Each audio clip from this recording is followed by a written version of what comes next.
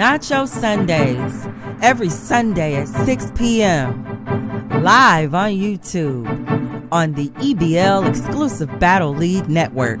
Hosted by FiboNacci Brown. Nacho Sundays, Nacho Sundays, Nacho Sundays. Nacho Sundays, Nacho Sundays, Nacho Sundays.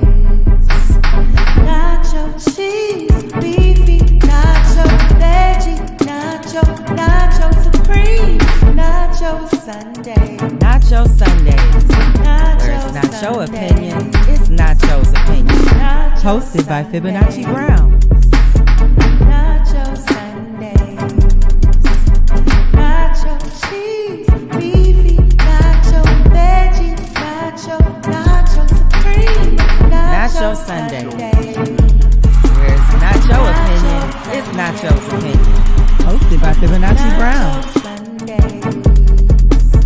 Nacho Sundays. Nacho cheese, beefy, nacho veggie, nacho supreme, nacho Sundays.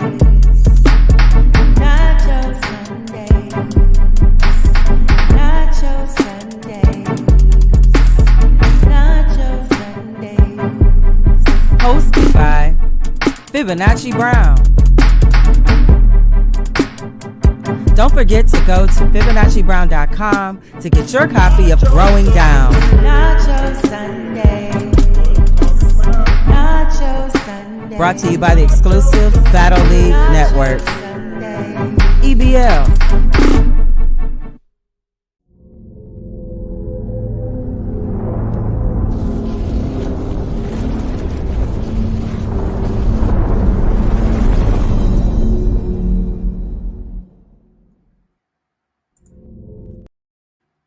What up, dope family? Did you miss me?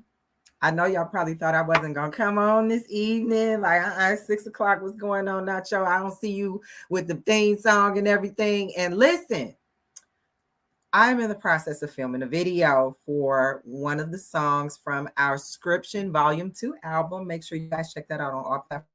Enough about that later. But yes, I'm in the middle of kind of like getting some shots for the video, and it ran over a little bit, so I'm trying to juggle a lot of things going on. But hey, I'm here and I'm ready to talk about it. First things first, we're gonna get our announcements out the way. And to start our announcements, as many of you know, there was an iBattle card yesterday. I believe it was called a Playing with Fire card. And one of my favorites, MissVicious, battled Kunal the King on that card. There were some other fantastic battles on there, but from what I understand, it is uploaded on YouTube. So make sure you go over to iBattle and check that out. But MissVicious battled Kunal the King on that card. And if you hadn't had a chance to check that battle out, listen, it was a lot going on that battle. And I don't think everyone was able to catch how fast things were kind of happening during that battle. It is definitely a watch and a rewatch. Listen, MissVicious did her absolute thing. Now, Kunal the King, I'm not taking anything away from you. I think you did a great job as well. But MissVicious had a moment in her round where she had to pause. And sometimes, I know being a performer that sometimes your nerves can get the better of you. Sometimes you have feelings of nervousness or anxiety that you just absolutely have to control.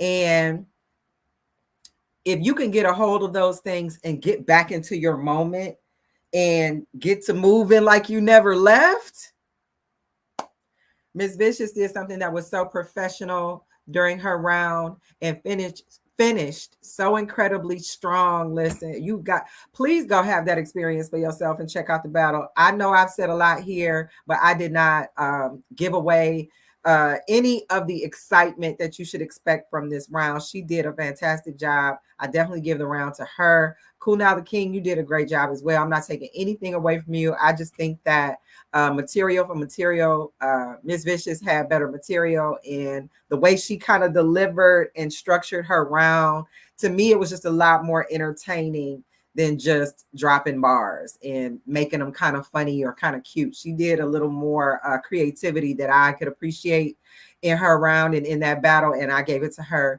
But great job to you both. And please, by all means, go check the rest of that card out. It's the Playing with Fire card on the iBattle platform. So from what I understand, it is on YouTube. So check that out. Also, listen,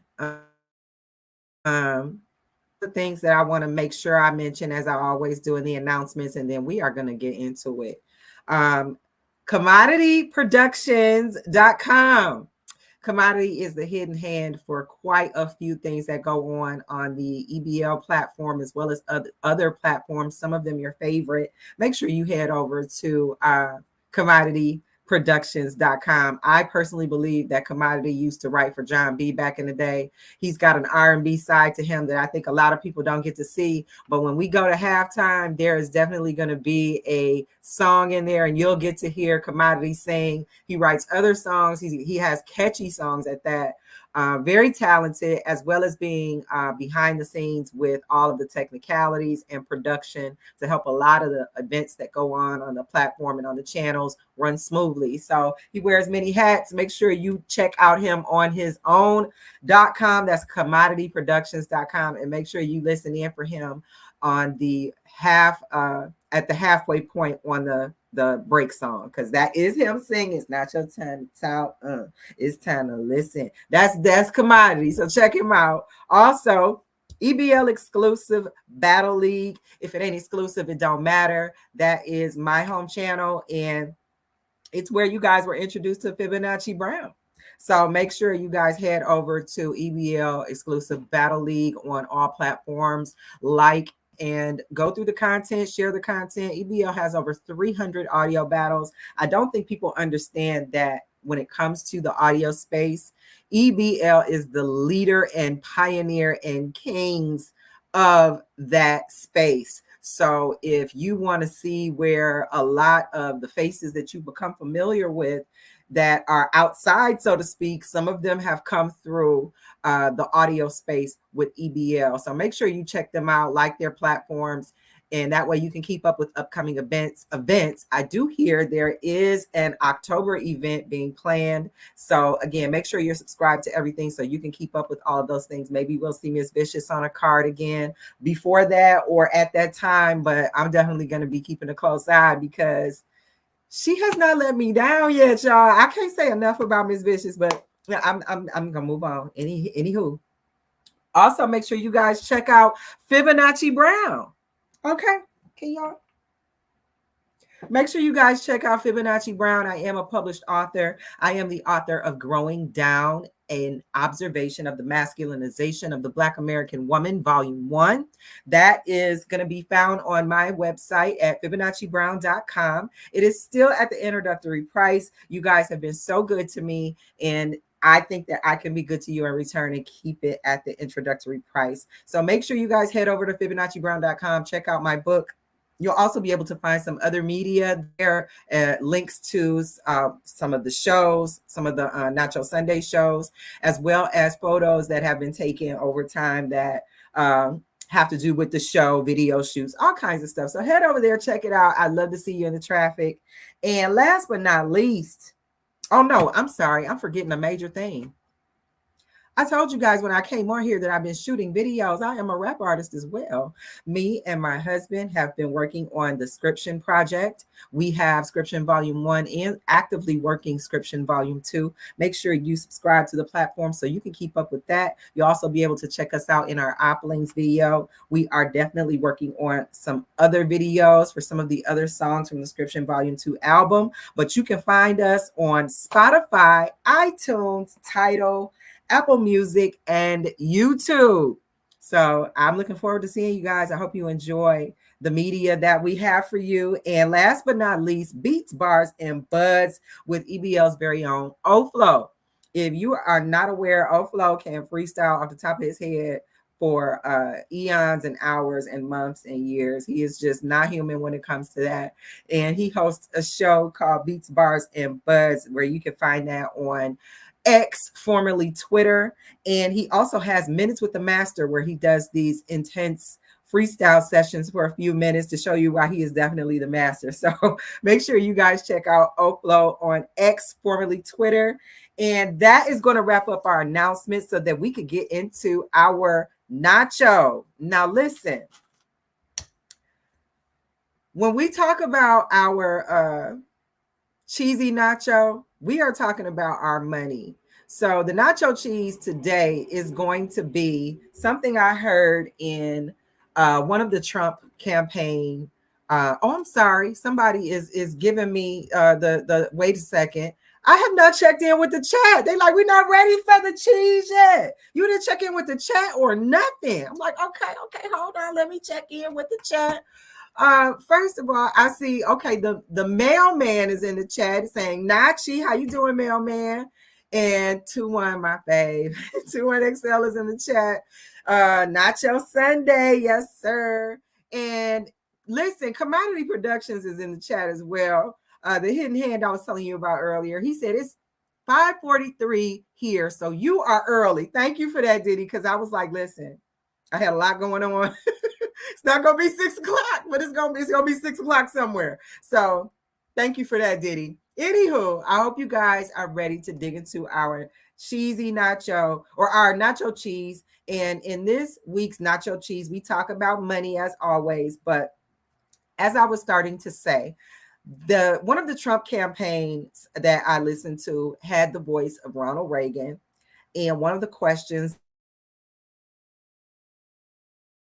this Ronald Reagan voice was, are you better off now than you were 4 years ago? And when I look at and examine that question a little more closely, not to say that I align myself with Trump, but to definitely say that the question posed in his campaign with the Ronald Reagan voice was an important one, I thought, and I decided to ponder on it. And looking at 2020 to 2024, I am looking at things that I see changing, but at the same time, I'm also wondering, is this just me? You know, is it just me? You know, am I the only one picking up on this, or is this something that is really a phenomenon going on with everybody? And one of the things I've noticed is that things are starting to cost more. Things are starting to seem like, you know, they didn't used to cost this much, and the amount that I'm getting doesn't seem to be as much as it was. So the quantity of what I'm getting is shrinking, but the price I'm paying is increased. And when I looked into it statistically, due to inflation, there has been a cumulative price increase of things as much as 21.5%. Now, that's to say across the board, prices on average have gone up 21.5%. With respect to food and how we feed ourselves, groceries have started or have increased 30%. So where the average is 21.5%, groceries on average have increased 30%.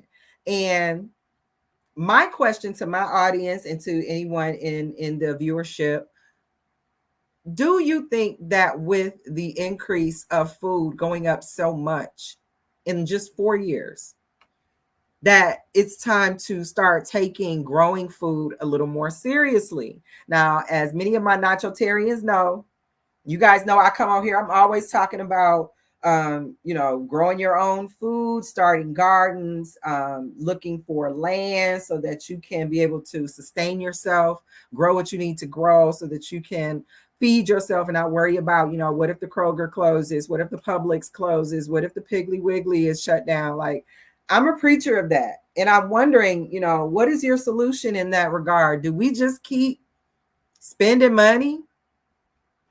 You know, do we just keep get whatever they decide to charge? You know, what if it goes up another 30%? That's going to be 60% in 8 years. Is that to be expected? Or do we start to say, you know what, I don't have the money to just keep paying $10 for milk, or whatever the going rate is. I don't drink, forgive me, but get what I'm saying. Do you just keep paying the higher price, or do you find a way to be able to sustain yourself? Do you just pay whatever they ask you for whatever tomato they grow and decide to sell you? Or do you say, hey, you know what? I'm going to grow my own tomatoes.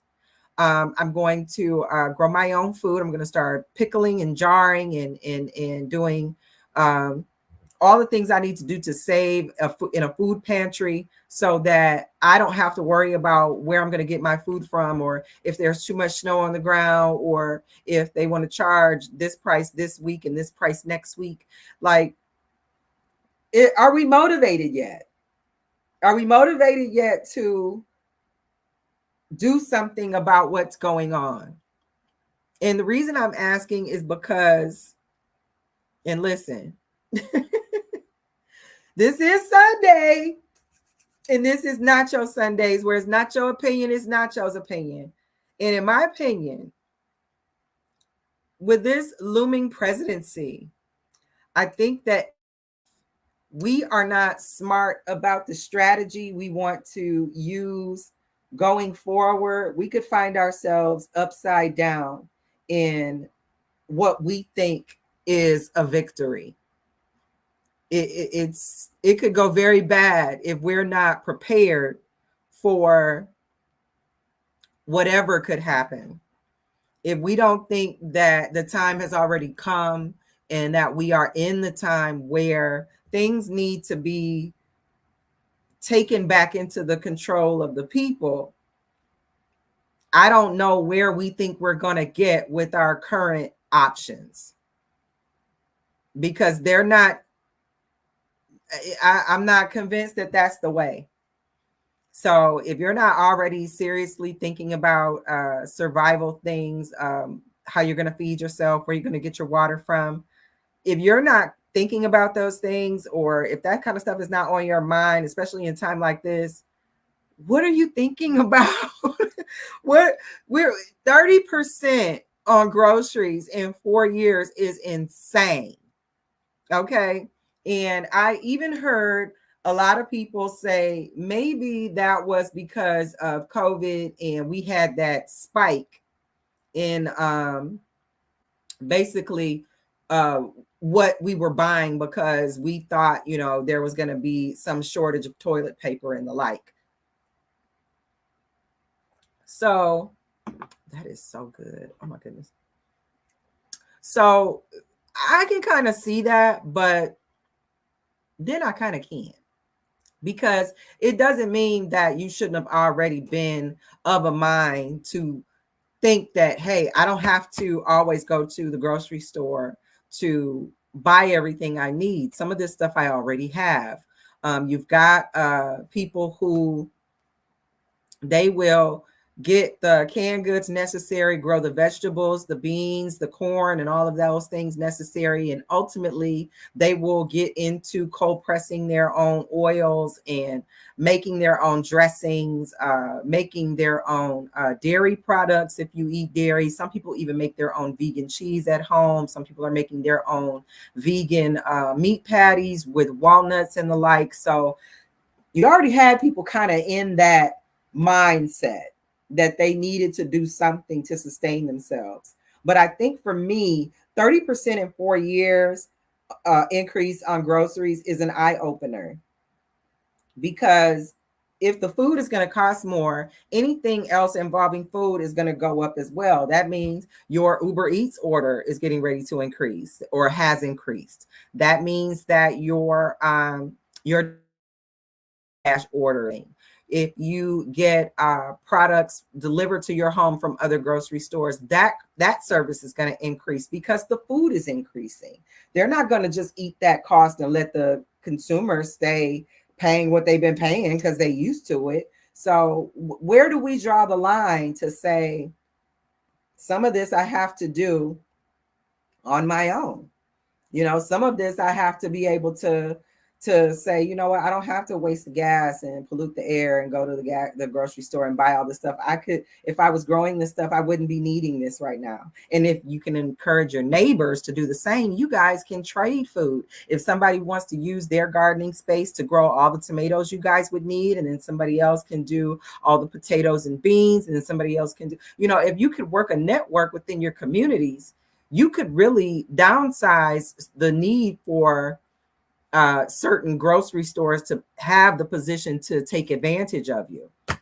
Now, I'm looking at the chat and I see Oflo has joined us again. Don't forget to check him out on X, formerly Twitter, with the Beats, Bars, and Buds show.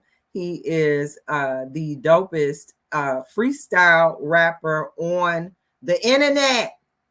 Check him out. That's your EBL's own Oflo. He said, Yizzo, I'm the energy. Let them eat. I get it, Oflo. Listen. First of all, what you have to understand about Oflo is Oflo probably has about 6 different ways to do one thing. So if they close the grocery store and you can't go to Piggly Wiggly, the Publix, the Kroger, so on, if you live anywhere near Oflo, he's probably already got that stuff, and you could just call him with your order and he gonna work it out for you. So Oflo said, keep Uber Eats name out your mouth. We out here. Spoken like a true Uber Eats driver. Listen, I'm not trying to discourage anybody from those services. Lord knows that I have definitely spent an ungodly amount of money on the convenience of those delivery services. However, I do need to be able to put it out there that if groceries have increased 30% in 4 years, they're going to roll that cost. The middle guy, or the guy, you know, the Uber Eats driver isn't getting ready to eat that cost for you. The grocery store chain isn't getting ready to eat that cost for you. They're like, okay, if the farmers or wherever we're being sourced from, if they're going to charge more, then we're going to charge you more. And if you have to pass that service along, I mean, like if you're in the restaurant industry, let's say you go to the grocery store, you go to a bulk store to get your products and they cost more there.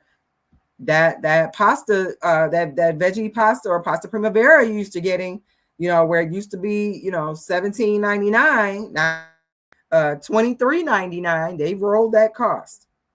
So my question is, what are we going to do about it?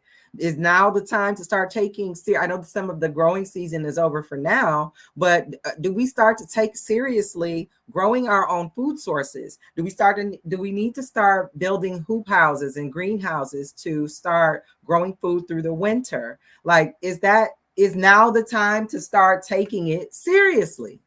When do we get to the point where we say, okay, enough is enough. I'm tired of them playing with my food. You know, I'm not going to be in a position where I have to worry about, do I, you know, what do I make a choice to eat something that's not even really edible because I can't get to the grocery store? Or should I start trying to figure out a way to take care of myself, do things for myself so that I'm not so dependent? You know, I'm not telling you to totally detach right now. Some of us are not prepared to do so, but do we start now to start thinking like, okay, maybe I need to do something? I was watching one of those survival channels, and there was a video that came on. I believe it was on my husband's phone, and it was talking about how to filter water. And one of the first things that I saw about filtering water was the life straw. But this guy had done all these experiments just to be able to figure out, you know, if I come across some water and I'm thirsty or I need to hydrate, how do I know this water is safe? Is there something around me that I can do to make sure that I can make this water safe enough to drink? And it's like, I don't think enough of us think that far in advance or think we're going to be in a situation where those types of skills are necessary. And if we get priced out of groceries, if groceries becomes a luxury, what are we going to do? So I'm real interested to see what some of my listening audience thinks about the increase in things. 21.5% on average in prices. So, you know, whatever you were paying in 2020 for just about anything, it was over 20% cheaper. Now, I know a lot of times during presidential elections, people like to focus on gas prices. For some reason, that is their indicator of how well or how awful it's going. And I don't think that enough attention is being paid to some of the other price fluctuations that can kind of give us an indication of what's going on. So now again, this is Nacho Sundays, where it's not your opinion, it's Nacho's opinion. And in my opinion, we are not better off now than we were 4 years ago. I said it. I'm not impressed with the Biden administration. Get a good giggle when I think about how those campaign commercials started to roll out for Biden before the vice president threw in her or was put in position to be a presidential candidate. Now, they were trying to make it seem like Biden gets the job done, whatever generality that means. And then suddenly it was, I'm going to drop out. So when he did that, it's like, what do you expect us to trust the administration that let that charade go on?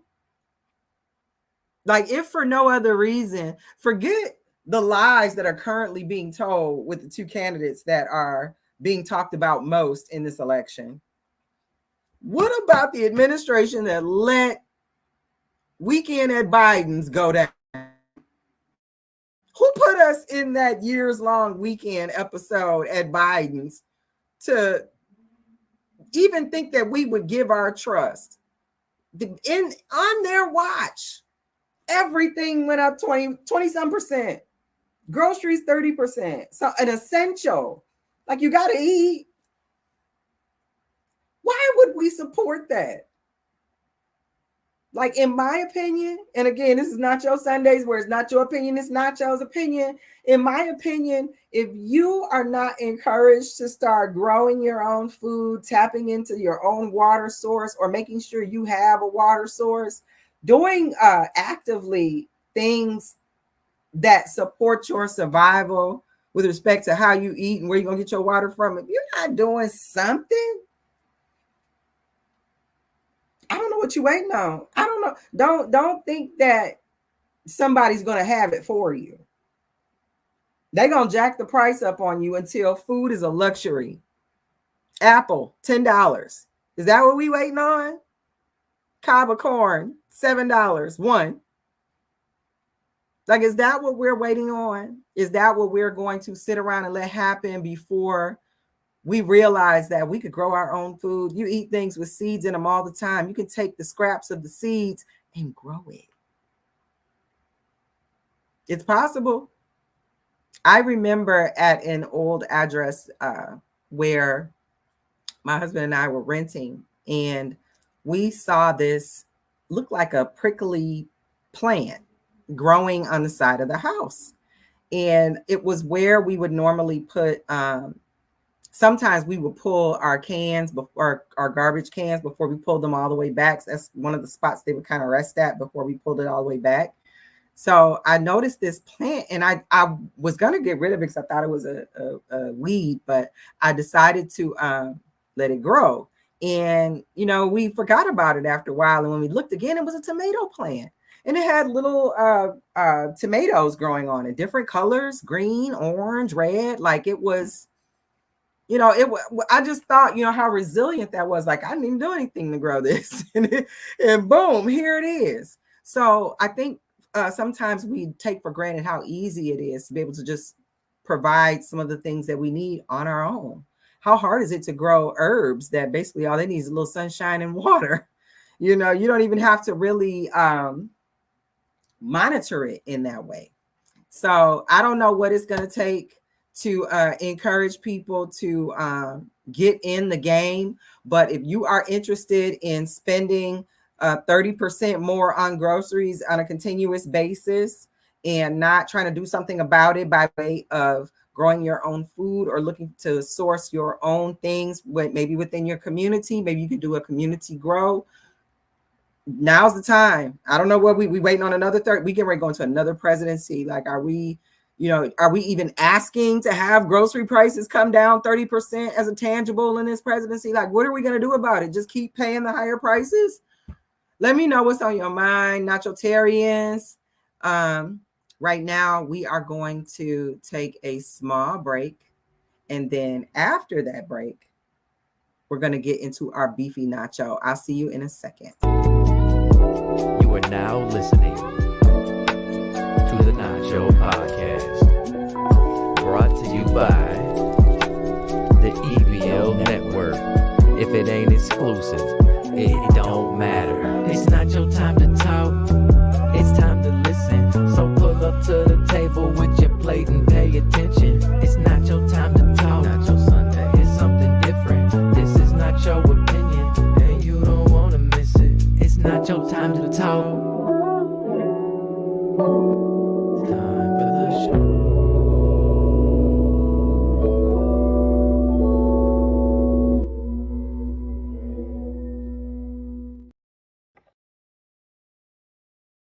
A woman is the most potent expression of feminine energy in the harmonic equation of the human experience. Growing Down, an observation of the masculinization of the Black American woman. Volume 1. Get your copy at FiboNacciBrown.com.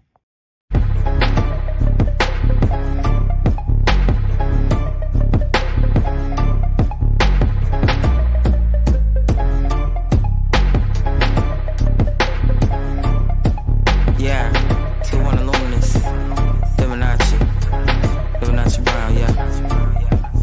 It's fuck these oplings seeking refuge in my mental. This wish a nigga was central. Make sure it's holy in your temple.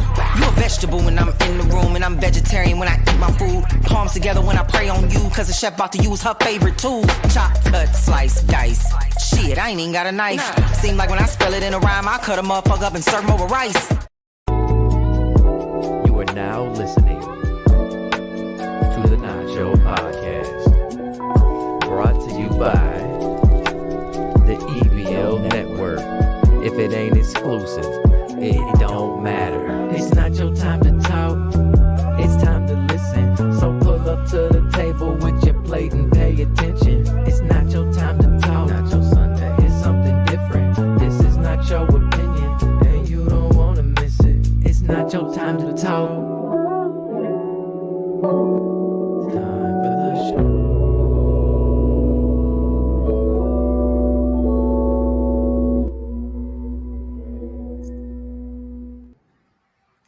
Welcome back, family. Was I gone too long? I know I had hit the extra intro in there. I wanted to show Commodity a little love on the intro because I told you guys he wears many hats, and that was him singing on It's Not Your Time to Talk. It's time to listen. Hey. So, anywho, moving on into our nacho. We are on the beefy nacho, where we talk about conflict wherever it may exist in the world. And this week's beef is with Rickey Smiley and Steve Harvey and their effect and their effect on the Black vote, or presumption thereof. So in the midst, or in the last 3 to 4 weeks of what's been going on the Kamala campaign, different celebrities have come out to express their support or lack thereof for whichever candidate they want to throw their hat in the race for.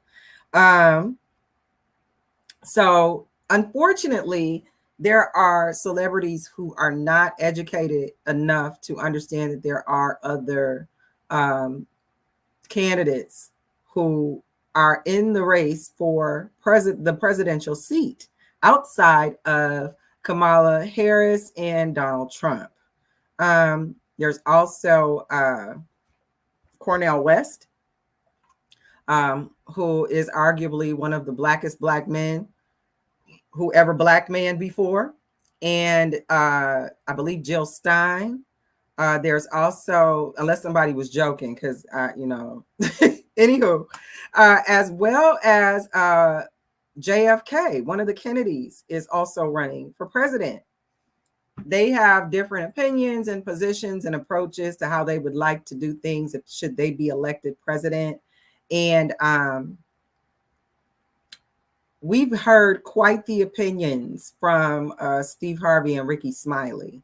I'm going to start first with Steve Harvey. Steve Harvey had an opportunity to interview Kamala Harris, and he made it clear that he already knew there was going to be some backlash in his DMs for not asking the hard-hitting questions. And just as frank as he was to tell Monique that this is the money game, he told us that ain't what this is. We trying to alley-oop. And if you don't vote, then how we gonna get reparations or ask for anything the next time if you don't vote this time?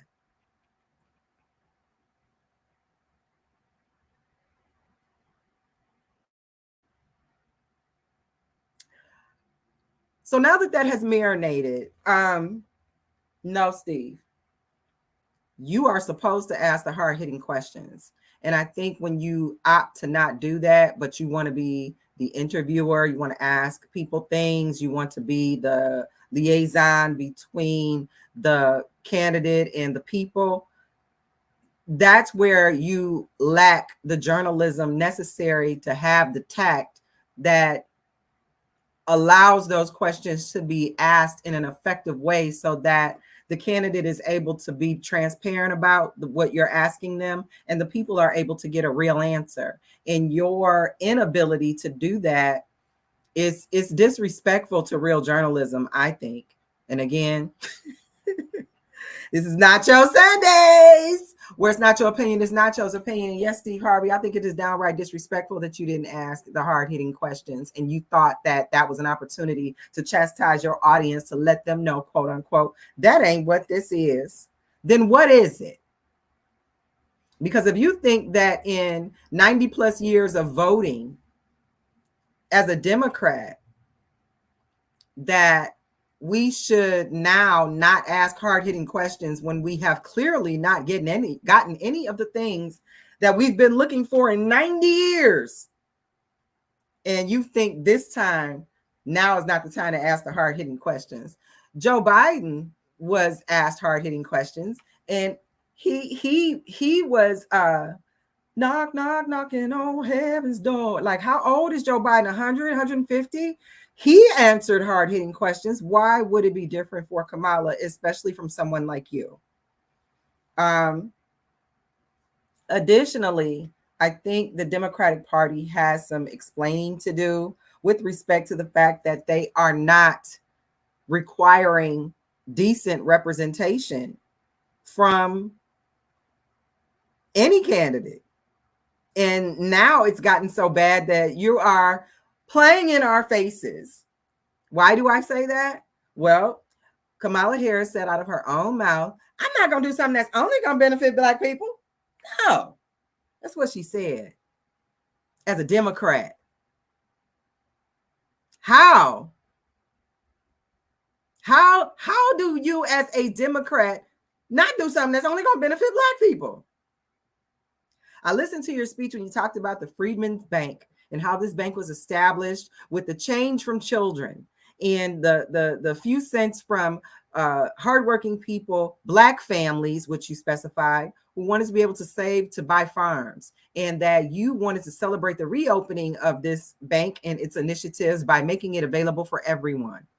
Even though some of the people or all of the people who lost their money in that bank when it closed got no recourse, no reparation, nothing. And then you want to, in their name, give it to everybody. You weren't going to ask nothing about that, Steve? Nothing? You weren't going to ask her why she was a Democrat not wanting to do stuff for Black people specifically? This is anything. Look, Steve Harvey be a red flag to me. Like, sometimes when I hear that he's involved, I'm already like, so seeing him interviewing her immediately, I'm like, oh, here's the BS right here. I'm not going to take political cues from someone who thinks that is the way to play the game. There's nothing strategic about that. Just going along to get along is not playing the game. That's getting played by the game. When you have strategy, when you have ways to get things accomplished that matter to your side of the issue, that's playing the game. That's having a strategy. I don't know what you're talking about, Steve. No. And Rickey Smiley, you know, Rickey Smiley decided to take his platform and chastise his listening audience about how just insane some of us must be, because we didn't see the added value to Black people that an Alpha was going to get sworn in by a Delta on another Alpha's birthday. Let me hurry up and get my purse and take that to the bank, because that's got to be valuable, right? What am I going to do with that? And then the way he talked to people, you know, what is wrong with y'all? And I know I'm right. Like, he just left no room for there may be something else that we have to consider. The way he totally disrespected what Kamala Harris did as a prosecutor to that gentleman, and his name escapes me right now. I will have it for you next Nacho Sundays. But the gentleman who she put in jail, who was innocent, and he sat there in jail for 6 years. And when they actually caught the person who did the crime that he was in jail for, she suppressed evidence so that it never came to light, as to not mess up her record. This gentleman was not only locked up for 6 years by her, but then when he was I don't know if it's a pardon or where he was expunged, where they, you know, recognized the error in their ways, it cost taxpayers $13 million. Are we ready to pay tens of millions of dollars to Kamala's mishaps because she wants to keep a clean record? It indicates to me that she's willing to do anything so that it looks good on the surface. That's not the kind of president I want. That's not the kind of president I think would be effective for this country. And considering she already had a job as the border czar, and I'm listening to firsthand accounts of people talking about being in Colorado, where Venezuelan gangs have taken over entire apartment buildings and are collecting rent on behalf of the landlords, who cannot remove them and cannot get help from the police, the FBI, or Border Patrol. And she's also a part of the presidency that hid from us the downfall of Joe Biden. We're really going to try to sell us a sickly Joe Biden as getting the job done. She was a part of that. She was a Democrat who's not going to do nothing only for Black people. No. And Rickey Smiley is drunk on symbolism to the point of tears. And I got tears in my eyes about this woman, because what's wrong with y'all? Like, who are you talking to, Rickey? You don't talk to grown people like that. And you think because there is some sort of sorority connection that can be made here, that somehow all Black people should be celebrating this. Newsflash, the majority of Black people are not in a sorority or fraternity. The majority of Black people are not running around here under Greek traditions and foundations. No. I like that, y'all. I'm going to keep doing that shit. But no, that's not the background. So you're not connecting to a lot of us with that plea. I also think to be so passionate asking what's wrong with us, as if because we don't see the value in a fraternity or sorority connection that something must obviously be wrong with us. That's insulting, Rickey. Very. There's nothing wrong with me, and there's nothing wrong with millions of other Black people, especially Black women, who are not connecting to Kamala Harris or Ketanji, or and I'm not trying to be disrespectful, but the other woman he mentioned that will be doing the swearing in. There's nothing wrong with us if we don't connect to those women. Some of us are out here married to Black men with Black children who didn't pledge anything and still went to college and got degrees. We're out here. So I don't understand why something has to be wrong with us to the point you are driven to tears. You know, you and Steve Harvey, y'all similar in that way. Y'all like to be crying about something. You like to be Black men whimpering and whining, where I don't see that in any other race of men who have a media platform. They take to crying all the time. They're so moved all the time. They just take to, you know, I'm brought to tears, and you know, they like, who cares? You look like you can't protect. You look like you're good at talking a lot of stuff and crying about it. I'm not running for protection to the man crying. I'm not interested in the plan of how to move forward from the man who takes to crying all the time. It screams weakness. I'm not going to buck the system. I'm going to play the game. Screams weakness. An alpha swearing in a theta with a delta on a sigma side. And I'm not trying to be disrespectful to any of the sororities, but for Rickey Smiley to hang his hat on that and act like something is wrong with the rest of us because we just can't see it. Rickey Smiley, what is wrong with you, sir?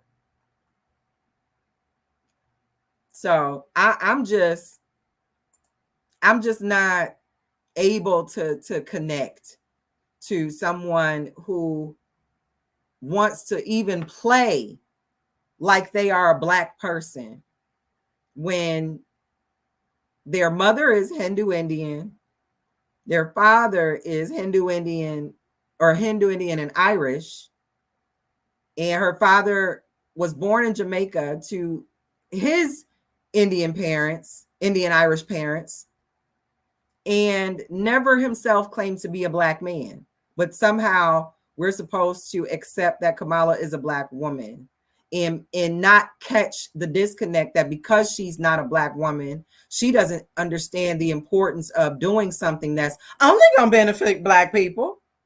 No, she don't get it. Kendrick Lamar tried to warn us when he told us they not like us. This was coming. She's not like us. If she was, she would have understood the disrespect. And the fact that Rickey Smiley wants to use his platform to manipulate Black people into voting, because in his words, she would make a great Madam President, with not nan policy other than, I'm not going to do something only for Black people. No. That didn't matter to you. The gentleman who ended up getting $13 million because of Kamala's insistence on putting him in jail when he was innocent, even after they caught the person who actually did what this gentleman was accused of. She still wanted to suppress evidence to keep him in jail. She laughed at him in court. This man is telling his story. For some reason, that is the character that you want to manipulate us into voting for. Not today, Mr. Smiley. And I'm going to call you Mr. Frowny from now on, because I'm disgusted at your behavior as a man, as an on-air personality. And if you had any leadership aspirations, this was definitely the straw that tilted the oh hell no for me.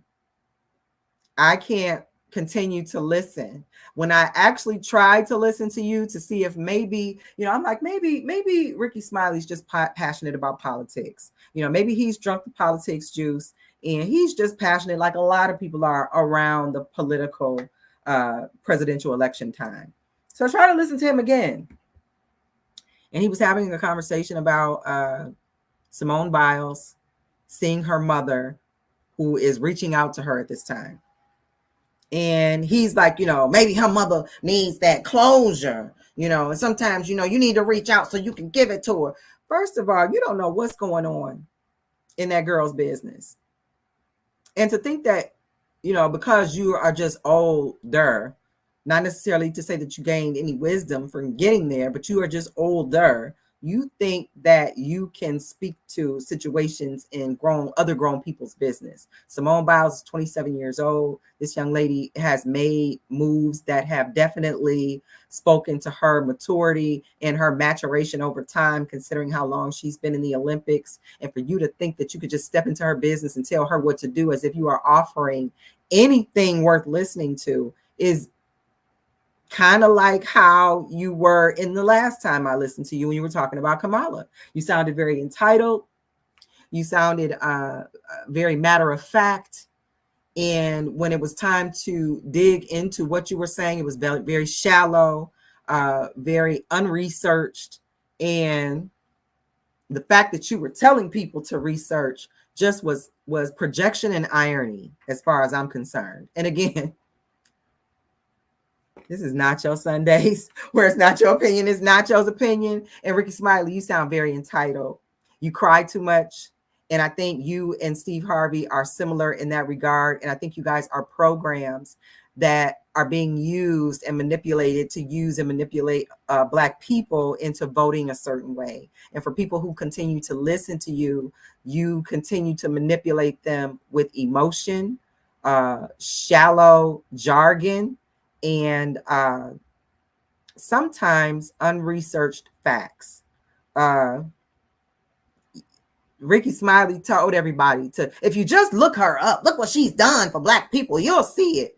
First thing came up was $13 million mistake.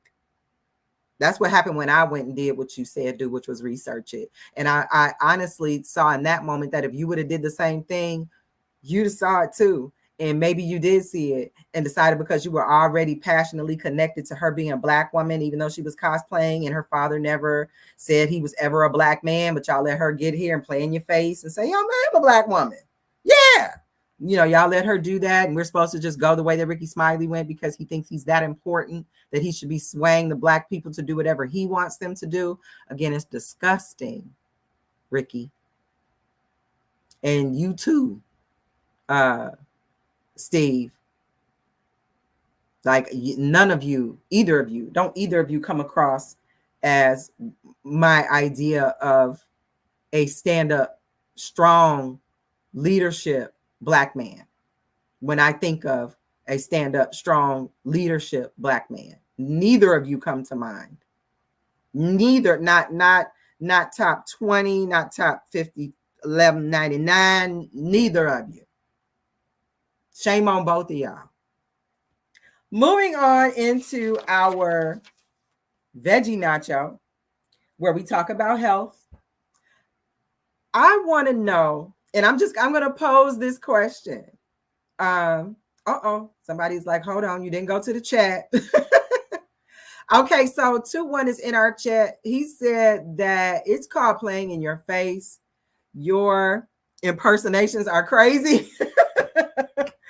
He was talking about how in the Beefy Nacho, I was talking about Rickey Smiley and Steve Harvey. Yes, they are playing in our face, and I hope that we wake up and recognize that we should not be taking our political cues from people who think everything is funny. And this is not to take a shot at other comedians, because I know other comedians who take their craft very seriously, and they use that craft to discuss very difficult subject matter in a way that makes us all feel included and light about it so that we can get through it. Neither of these two is that person. So let me make it clear that I'm not talking about those comedians, okay? Anywho, let's get into our veggie nacho where we talk about health. And in our veggie nacho this week, I am going to be talking about the new flu. Now, I know y'all guys are like, Nacho, what is the new flu? I ain't never heard of the new flu. Well, it's going to be C19.2.0. They're already making vaccines. People are already gearing up to either prepare to take them or to figure out how they're going to say no this time. Some people are also concerned as to whether or not they will be mandated to take these shots, mandated to have these shots in the workplace. Will there be a harsher penalty for people who refuse outside of losing their jobs or worse? So, you know, did the C19 replace flu? Because I've even heard this referred to as C19 season. And you remember we used to have flu season all the time. So did we replace it? Are you going to get the jab this time, this version? How do you feel about the different variations where they had vaccines that were put on the shelf, pulled from the shelf? Some expired. This one's no good. This one's ineffective. This one has awful side effects. Like, are you willing to keep up with all of this so that you can have the latest of the jabs? And then of the 10 jabs you got, you know, the fourth one and the seventh one were bad, and what effect that's going to have on the rest of you? And do you need to get another jab to counter those jabs? Like, are you prepared for that? Your shot records look longer than they did when you were a kid. As an adult vaccines by the multitude. Are you ready for that? And what do we do to kind of prevent this? Because that's one thing I have not heard. I haven't heard any prevention.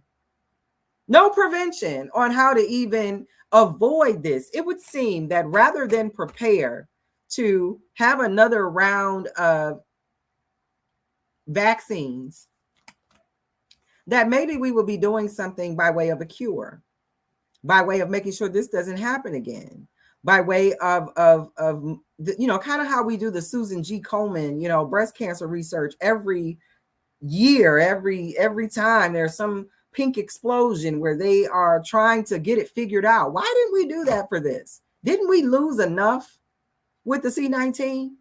All we did was just pour more money into the latest version, the latest booster, the latest jab, this time with this number that isn't expired or pulled off the shelf locally and globally. What are we going to do to keep ourselves from getting this? I'm practicing abstinence.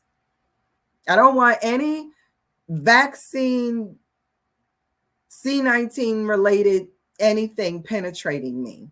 So that's what I'm doing. I would love to hear what you guys are doing, because, you know, talking about this vaccine and the C19, that gets as passionate as talking about politics with some people. And I know you like, you know, Nacho, it might not be that serious. Listen, it's Nacho Sundays, where it's Nacho opinion is Nacho's opinion. And I'm here to tell you, it be that serious. Folks are tripping. Okay. So, you know, are you going to get the shot? Are you going to get the latest jab? Have you had enough? And you're like, nope, I did the last round. I'm not doing this again. You know, what does that mean to you? You know, did you lose someone and you feel like, you know, maybe if they got the jab, they wouldn't have lost? Or do you feel like they got the jab and because they got it and I didn't, and I'm here and they not, I'm not going to do it? What are your thoughts on that? I am not a jabber, not interested. And I am concerned about how they're going to mandate it this time. So I want to know your thoughts on that. And with that said, we are going to get into our Nacho Supreme, which is our knowledge nugget, things that we use to get through this thing called life, or things we wish we knew when we were younger. This time, I kind of touched on this a little bit earlier, but it's going to be about symbology versus tangible accomplishments. Know the difference. So in order to demonstrate this knowledge nugget, I want to tell you a story. There's a guy named Chad, and Chad was working at X company. And at X company, they weren't a very large company, but they were large enough to where if you did a good job on certain things, you could rightfully use that accomplishment to ask for a raise. And this guy took that into account and wanted to see if he could get a raise by doing a good job on one or more of his projects. So he took two of his clients that normally weren't high performers and basically turned those around to be more than profitable clients for himself and the company. And he received his commissions from working the accounts, but when he was ready to use that to get a raise, as he had seen other people do in the company, they decided to give him Employee of the Month. And where he thought he was going to be able to elevate and make moves with a larger salary and a larger chunk of the pie, the profit pie, he was in turn given Employee of the Month, where they took his picture, put it in the break room, and gave his team pizza and their choice of soda beverage for lunch one day. So this gentleman would have much rather had the raise. It was a tangible, it was something that he could carry into his future and use to build on that to go higher in his career. Where the company felt they would give him the Symbology, your Employee of the Month. Everybody's walking by you, giving you a high five, and you have your picture in the break room for a month as Employee of the Month.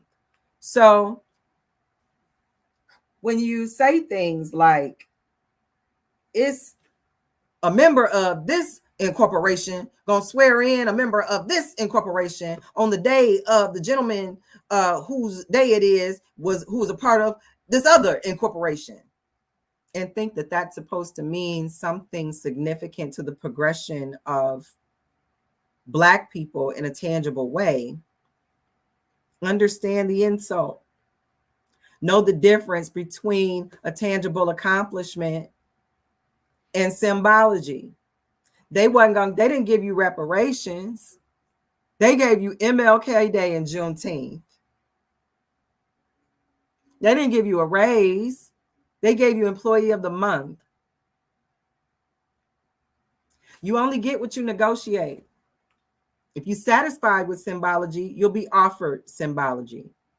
And the bigger the symbology, the bigger the celebration they decide to have for you, the more they don't have to discuss money with you.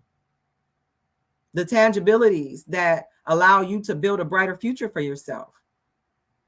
Require the tangibles and throw your own party.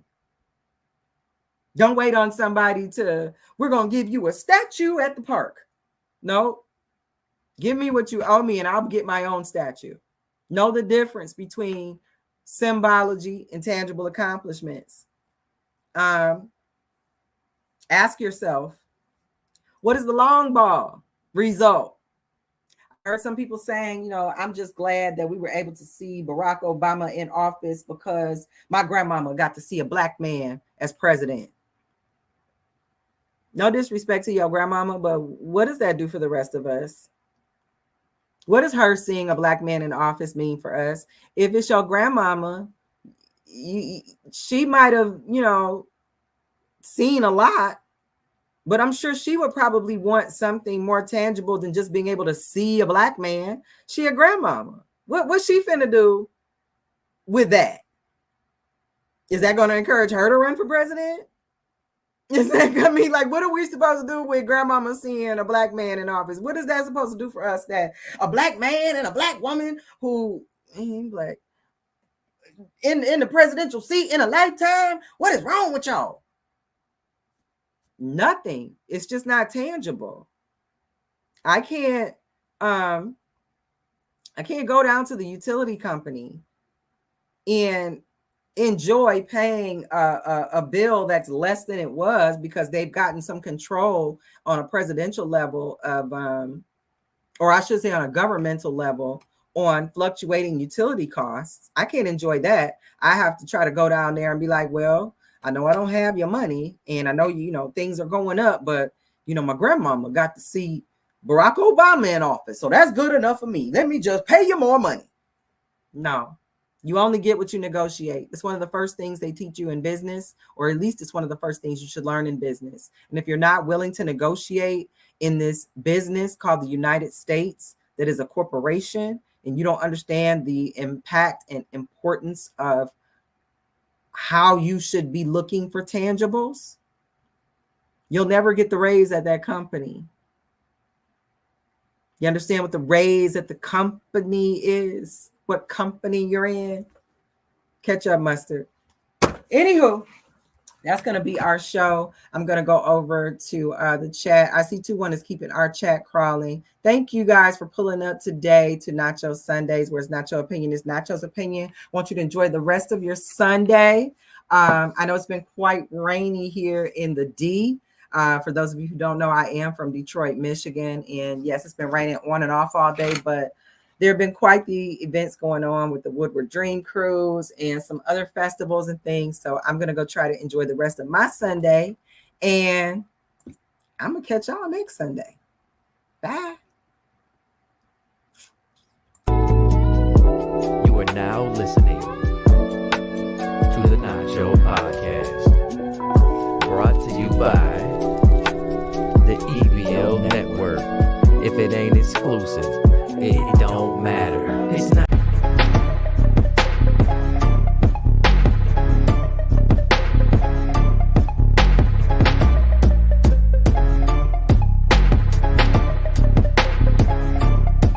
Yeah, 2-1 Illuminous, FiboNacci Brown, yeah. It's fuck these oplings seeking refuge in my mental.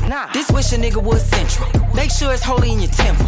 You a vegetable when I'm in the room, and I'm vegetarian when I eat my food. Palms together when I pray on you, cause the chef about to use her favorite tool. Chop, cut, slice, dice. Shit, I ain't even got a knife. Seem like when I spell it in a rhyme, I cut a motherfucker up and serve him over rice. Bye, y'all.